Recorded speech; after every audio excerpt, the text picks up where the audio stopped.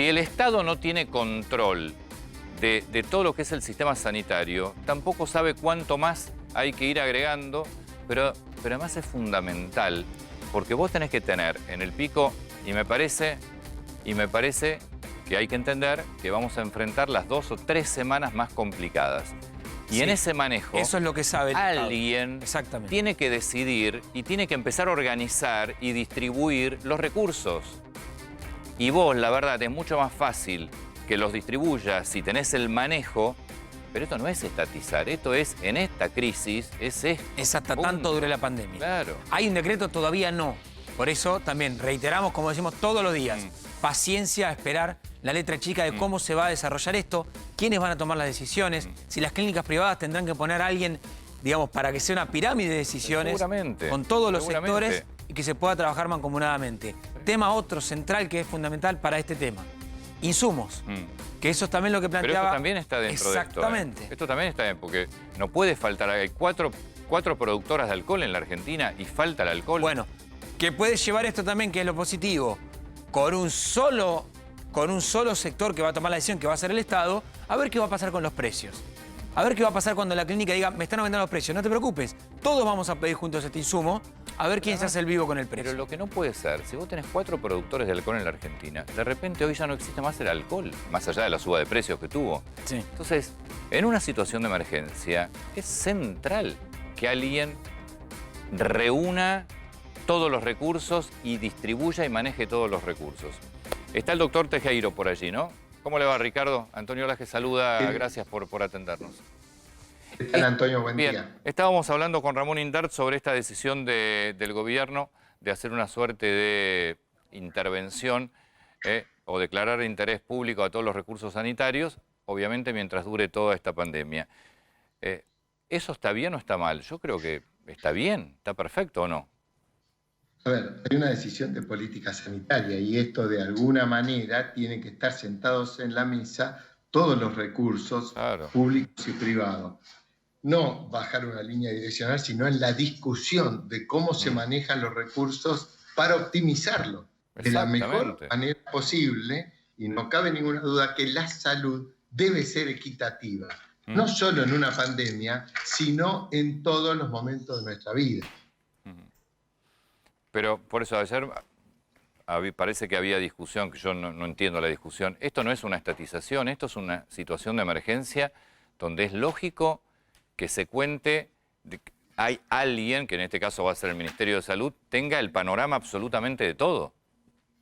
Sí, sí, seguramente, no hay ninguna otra posibilidad. Alguien tiene que estar siendo de rector de la situación y eso corresponde al Ministerio de Salud de la Nación, pero sentados en una mesa discutiendo cómo se va a manejar. Porque si no, el sistema privado es el que mejor conoce cómo funciona ese sistema. Pero tiene que estar en la mesa, charlando, discutiendo y poniendo en esa mesa, claro, todo lo que tiene, pero también la distribución de ese sistema. Seguro. Cómo poder transportar a los pacientes, cómo usar los insumos, dónde se va a internar, cómo se va a estudiar, cómo se le va a dar de alta, dónde va a ir el paciente después. Sí, ahí estamos hablando de camas, de sanatorio, pero acá también incluye el tema de insumos, ¿no? Por ejemplo, productores de alcohol que desaparecieron. Todo influye. En esta situación todo es importante. Desde el jabón para lavarse las manos, desde el alcohol para poder usarlo en cualquier situación que no me puedo lavar las manos, hasta lo mínimo indispensable que ustedes crean. Todo influye y eso hay que regularlo. Ahora, doctor, todavía se está esperando, digamos, en tiempos de lo que se va a venir en cuanto a pico de la enfermedad. ¿Cómo analiza usted lo que está realizando el Estado? Digamos, ganando tiempo, manteniendo esta fecha del pico para mayo. Esto no es ganar tiempo solamente. Lo más importante de todo, que el pico sea lo más bajo posible. Que no tengamos un pico alto. Bien. Porque sabemos que ningún país puede soportar una demanda extraordinaria. Es lo que le pasa a Estados Unidos, Italia, España. Tenemos miles de ejemplos. Entonces lo que se está haciendo no es trasladando, sino logrando, y esto se está demostrando, que con el aislamiento social Nosotros tenemos un crecimiento. Ustedes imagínense si en este momento no estaríamos en aislamiento. El desborde que sería por la gran transmisión. Nosotros sabemos todos que esto se transmite de persona a persona por el contacto directo, pero si estaríamos todos en la calle, si estaríamos todos en los restaurantes, en este momento tendríamos de a miles por día infectados. Eso sería imposible. Ahora, vemos mucho, por ejemplo, recién veíamos imágenes del predio de la AFA con camas, que son camas normales. Veíamos en Tigre también un gran predio con camas mayormente normales, una zona de camas que estaban sí con oxígeno.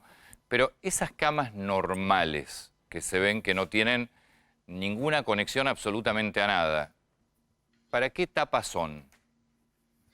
Bueno, hay distintas etapas, ¿no? Nosotros desde que decimos que un paciente es sospechoso, después tenemos que descartar o confirmar. Ese paciente, cuando decimos que es sospechoso, tiene que ir a un aislamiento, tiene que estar separado de los demás.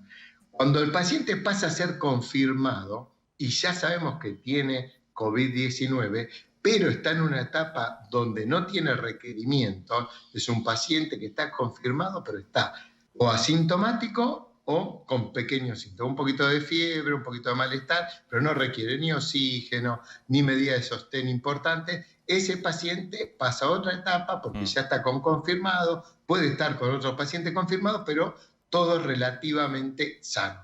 Pero con un control, porque en los primeros días de evolución nosotros tenemos que saber si va a empeorar o va a mantenerse así y va a mejorar, que es la gran mayoría de los pacientes que mejoran.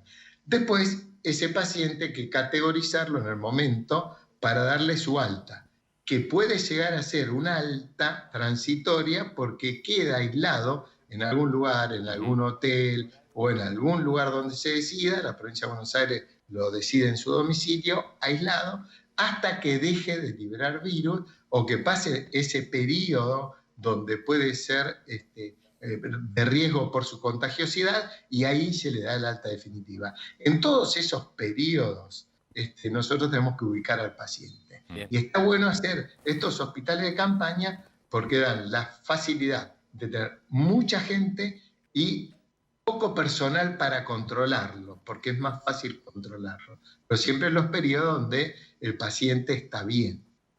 Bien. Y lo último que le quiero preguntar, que es una discusión que parece que vuelve a tomar fuerza.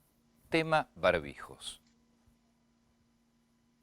El barbijo vuelve a tomar fuerza sencillamente porque lo ponen en la discusión y evidentemente no estamos viendo el uso real del barbijo. El uso real del barbijo es para cuando uno está enfermo, para cubrir y no poder transmitir el virus a los demás. Si ustedes me dicen socialmente, ¿tiene un uso el barbijo? Nosotros sabemos, y realmente, y esto es categórico, que se transmite de persona a persona y con un distanciamiento de 1,5 metros lo evito.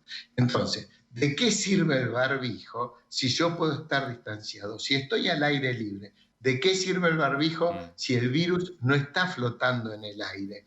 Ahora bien, si yo digo, tengo un repositor de mercadería en un supermercado y prefiero que esté con un barbijo porque puede estar tosiendo, puede estar estornudando y estar reponiendo mercadería, entonces en esas condiciones lo puedo usar. Pero la gente común, en ningún lugar del mundo está demostrado que sirva. La Organización Mundial de la Salud inclusive nos dice todos los días que no tiene un uso comunitario para la gente común.